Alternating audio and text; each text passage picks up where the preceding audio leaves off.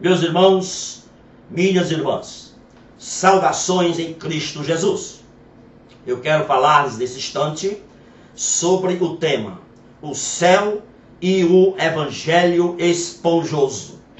Meus irmãos, minhas irmãs, o céu não é uma invenção da imaginação humana. O céu não é ficção, o céu não é um conceito filosófico, o céu não é uma abstração religiosa, não é um sonho emocionante, o céu não é uma fábula, o céu é uma realidade, o céu é real. Dizer que não existe céu é chamar Jesus de mentiroso. Antes da sua crucificação, Jesus chamou os discípulos e disse: eu vou preparar-vos lugar, para que aonde eu esteja, estejais vós também. O autor de Hebreus, no capítulo 11, refere-se ao céu chamando-o de pátria superior. O apóstolo Paulo, em Filipenses capítulo 3, ele diz que a nossa pátria está no céu. As Escrituras descrevem, meus irmãos, a vida no céu como uma vida de júbilo e de alegria. Mateus capítulo 25, versículo 21, Jesus pontuou com respeito ao céu. Ele disse: servo bom e fiel, entra no gozo, entra no júbilo, entra na alegria do teu Senhor. Meus irmãos, no céu, a adoração é a principal atividade lá no céu.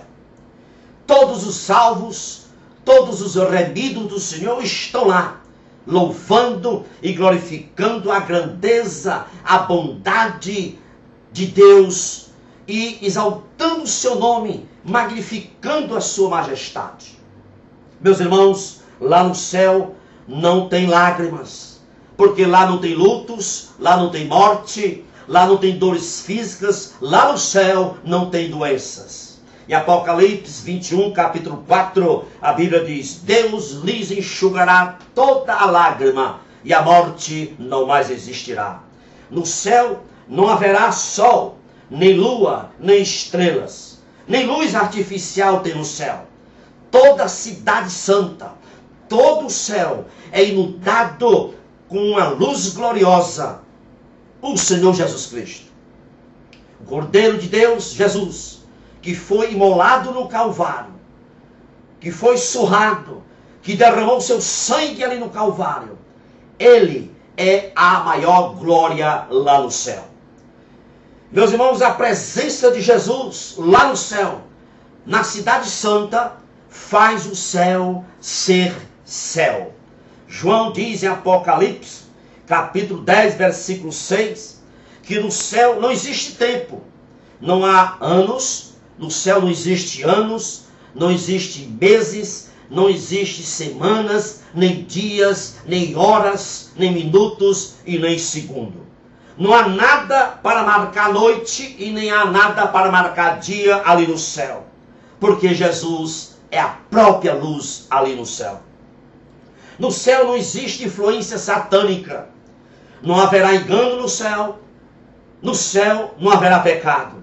Todos ali estão contemplando a face de Cristo e glorificando o seu nome e dizendo glórias a Deus nas alturas, porque aquele que esteve morto agora vive. Agora, quem é que vai para o céu? É simples.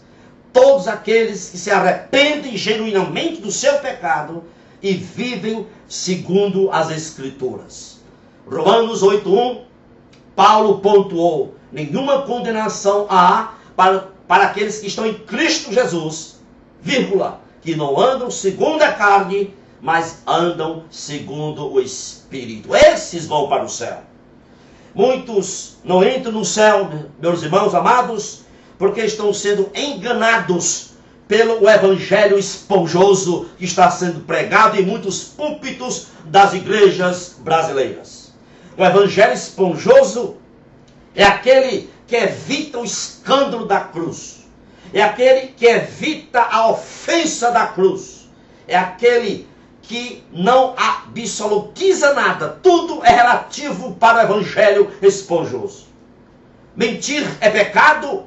Aí o evangelho esponjoso responde, depende do contexto. Sonegar imposto é pecado? Aí o evangelho esponjoso responde, depende do contexto.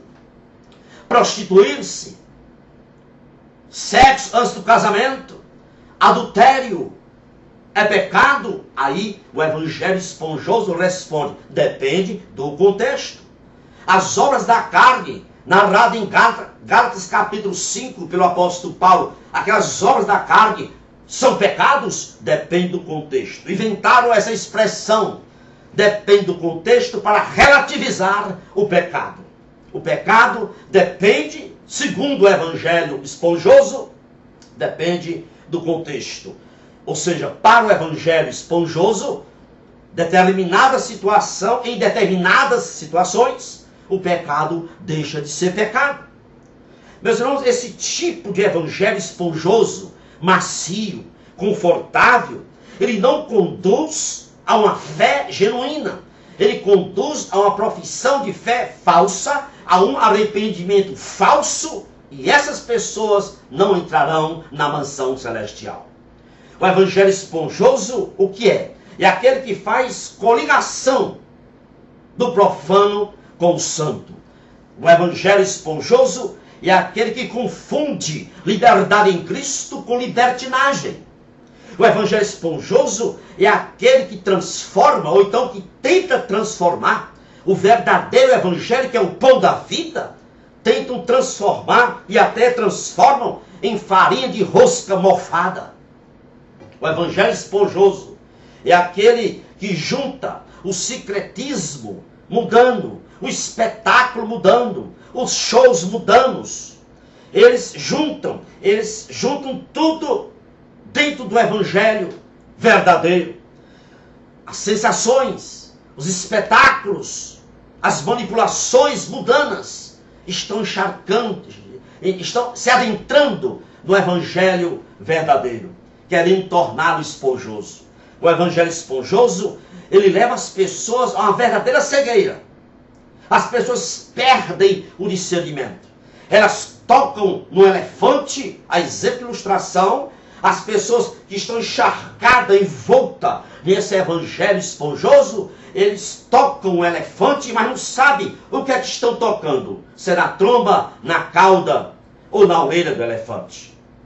Meus amados irmãos, precisamos dizer não a esse evangelho esponjoso, e sim ao evangelho verdadeiro, que é o evangelho da porta estreita, do caminho estreito e da vida de renúncia. Lamentavelmente, hoje, as pessoas procuram a igreja pelo status que ela dá.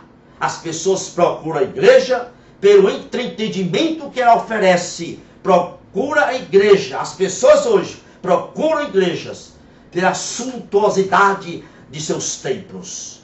Ah, meus irmãos, não se procura mais igreja pelo apelo que ela faz de uma vida santa, de uma vida de renúncia em Cristo Jesus.